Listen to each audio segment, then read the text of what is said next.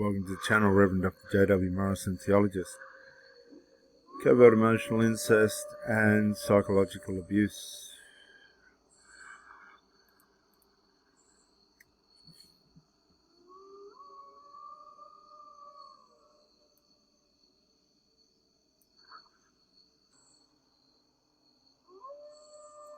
If you haven't already, do subscribe to the theological and trade channels, please.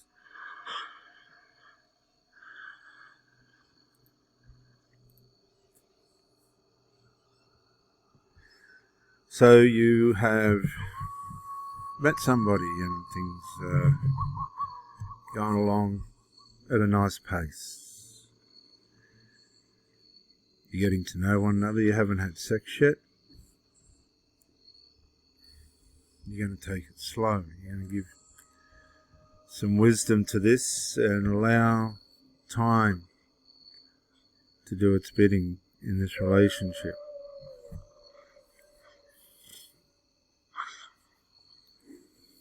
You work out a date for a date. You're going to go to buy an ice cream and have a walk. You wait all week for the date.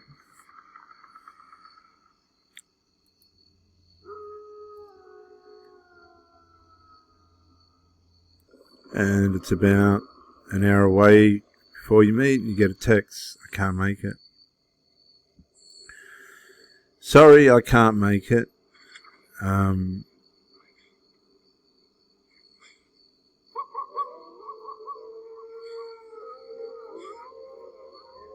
I have to be with Dingle, the son, or Dangle, the daughter.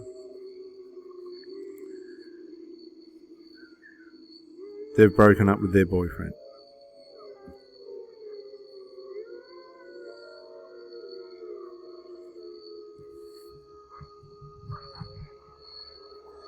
And you say, okay.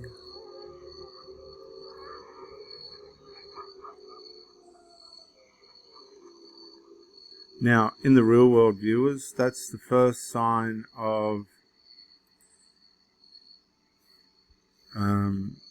it's maternal for sure, but it's the first sign of no boundaries around the relationship.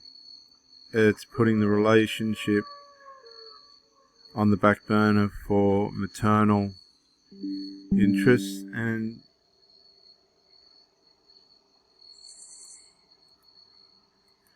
a lot of these children are at the age where the maternal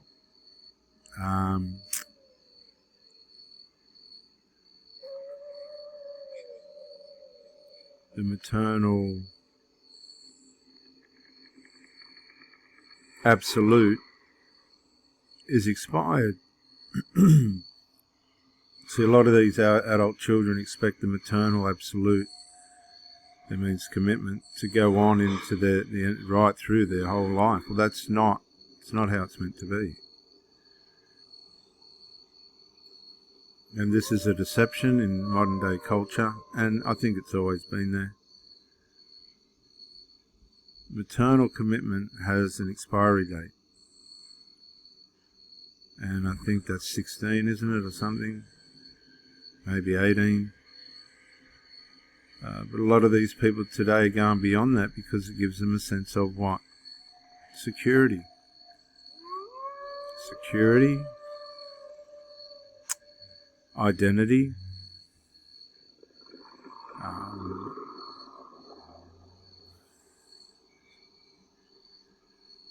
Safety, in the sense of emotional safety.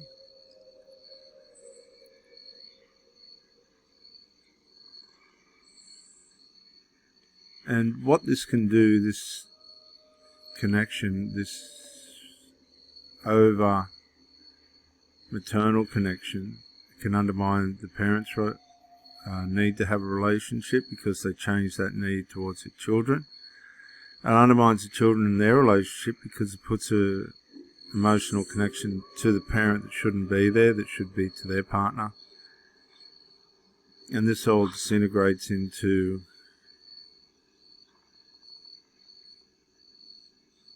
a toxic connection. Now, the reason why I demonstrated at the start that a cancellation of a date relative to an adult child's breakup with a boyfriend, that's a therapist's situation, because I'll tell you why. The children won't like the adult's partner. 9 times out of 10, the children won't like the adult's partner for one reason or another. They just won't. And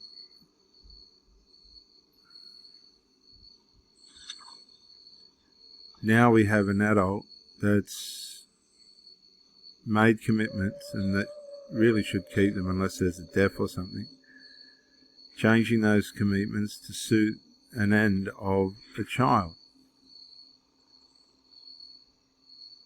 An end for a child. Now, I can understand that. I think parents should be there for the child, but it's also got to be at an appropriate time. A lot of these people break up for alcohol reasons, medication, abuses and neglects. And the problem with this too is I've found that if you're accepted into the group and the parent needs to speak to the child, you'll just go watch telly or do something like that. If you're not accepted into the group, and this is happening a lot more now, then you're sitting there as an alien. There's no point you being there. You may as well go home. Because if you listen to the crap that they talk about, none of it's legit. It's to pull on the person, the parent, to pull them away from their partner. That's all it is. And if the parent can't see that, then they're maternally blind. They're extra maternally blind. And that's a warning sign for you. That means the parent will turn to the child in their point of need. You're an outsider. You have to consider all this if you're going to have a relationship with these type of people, because you'll be put on the sideline. You're not a part of the core. You're part of the person's life, but you're not a part of their family or their core group. A lot of these women won't even, I don't know what they're thinking, but they don't integrate you into their family. I've never seen this. Like the way we were raised, if you had a partner, that partner was treated as an equal. Excuse me. Some of these people don't even know how to treat their partners as equals.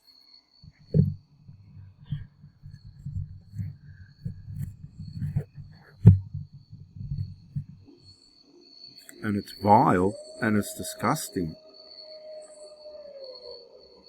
And it makes you wonder how these people think. On the one hand, they'll go to bed with you and sleep with you and have sex with you and intimacy. And on the other hand, you're not a part of their inner group. Now, you don't need to be, you don't have to be, but why not? What's the problem? Is there a legitimate reason for this, or are we dealing with, again, emotional abuse, emotional vandalism? Because this can be built on a lack of reciprocation. If people aren't reciprocating the way doing or giving to the relationship the way you are, then that's a lack of reciprocation. Why aren't they reciprocating? Well, one of the reasons could be we come back to adult children. For some strange reason, probably jealousy, some kind of psycho dark triad breakdown within that person relative to the attention that they've been getting from the parent. And this happens across the world. It's not just isolated. This is a worldwide problem where the enmeshment between the child and the parent has gone too far. It's all too far. Now, it's not good for the child and it's not good for the parent because it affects their relationships and their relationship capabilities and the health of their relationships. And It's damaging. It's damaging to their partners and it's damaging to them.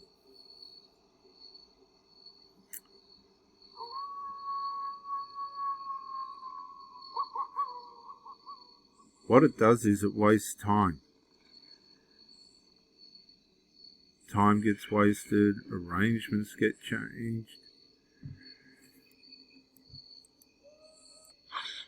And if it pursues, these people lose their partners because people just can't be bothered with the wimpy, whiny, oh, I need you there, son, or I need you there, mum, or I need you there, daughter, or dad, or whatever. Enmeshment. There's no boundaries. Nobody's developed. They're emotionally despot in that regard. Their emotions are too fixed between each other for any sense to be made in any other kind of relationship, because the centre focus of their emotional output is within the covert emotional incest. So you go in as the third wheel, as an outsider, and you stay that way. Now that's hard to comprehend, isn't it? It's I'm telling you, this is when the deep inner mental damage starts. Because it's contrary to the principles of a normal relationship. The parent should be relying on their partner, the child should be relying on their partner, or therapy. Right? The therapy is the part that's missing here, because these people think they can rely on each other as therapists. I have seen this over and over. The parent thinks they're the therapist to the child thinks they're the therapist to the parent, and nobody's getting anywhere. Nobody's getting anywhere at all. And everything starts to break down. And it's so destructive. I've counselled these women. You need a therapist for you so-and-so. You need a therapist for da-da-da. No. No. And nobody seems to go anywhere. My second wife, the latest for her is court. Now the son's gone from the psychiatrist or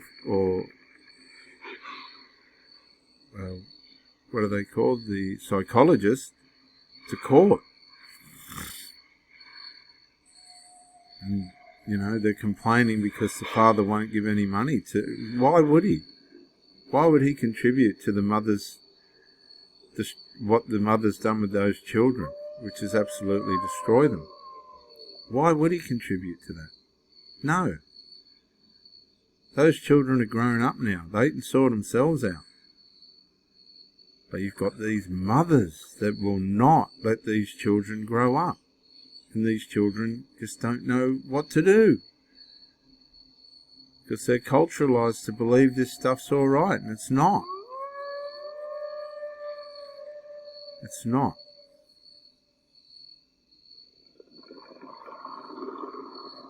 It's not. So when you come in as a partner to these people, the priority for you is relative to their need for company. Right? It's not a matter of building anything or trying to grow anything. The simplest things that the child makes up against you will not be resolved, because the parent won't know how to resolve them. Again, we had a story from a local builder mate's wife, his friend. Wife's friend was in a relationship with a man with 2 daughters.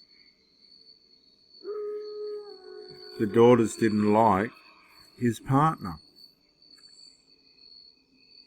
At this point, you immediately have to leave. Why have that contention? Well, they ran her into the ground.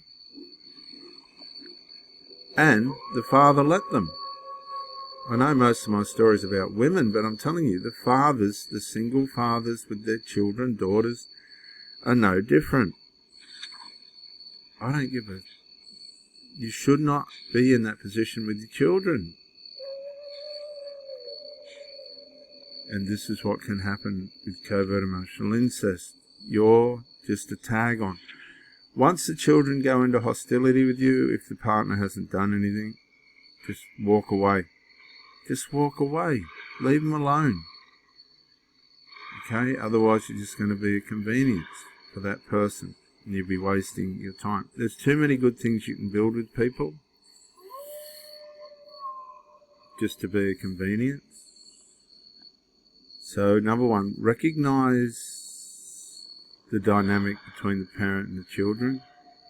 Number two, you can get a good take on the parent by the children. Number three, be unbiased in your judgments of these people. You've got every right to look very carefully into how these people operate, because the way they think and feel will come back on you. Excuse me. Number four, then work out whether it's going to be worth it or not for you to be involved with these people, because it just may not be worth it. And if it's not worth it, then you have to call it for what it is and just say, look, thank you very much. There was some possibilities there, but this ain't going to work for me. Give an explanation. I gave a thorough explanation over my last two, all of them. This, and this. I'm sorry. I shouldn't be having to teach you how to have a relationship. Some of these people, I don't know how they got through life. They just don't seem to know how to navigate a relationship. Or they don't want to, or they're just not. And that's my advice, viewers. That's my advice. Once you've worked out whether you should stay or go, you have to immediately go and leave those people alone. That's the perfect breakup, when you just don't expect them to ring or anything. They're just going to refocus back to their default, which is perfect. That's the perfect way to break up. No contact. That's it. Full stop. Everybody go in their direction now. And that's it. There's nothing more about it, but you must be able to identify covert emotional incest. And covert emotional incest isn't as potent when the parent or the child that you're with, adult child, if you're one of the girlfriends or boyfriends of the adult child, is willing to put boundaries in. If they're willing to put boundaries in and keep things in order and keep it sane, there's a hope. But if they're not, you'll know straight away. And that's time to walk away, and walk away for good, not half-heartedly. Okay, you can't undo where these people have been. It's their life. They're entitled to live it however they want, and if you don't fit into it, you have to accept that. That's it. That's all there is to it. And you walk away and leave them alone, and they'll leave you alone. This is Rev Dr. J.W. Morrison, Theologist, New South Wales, Australia. Thank you for joining me. Bye.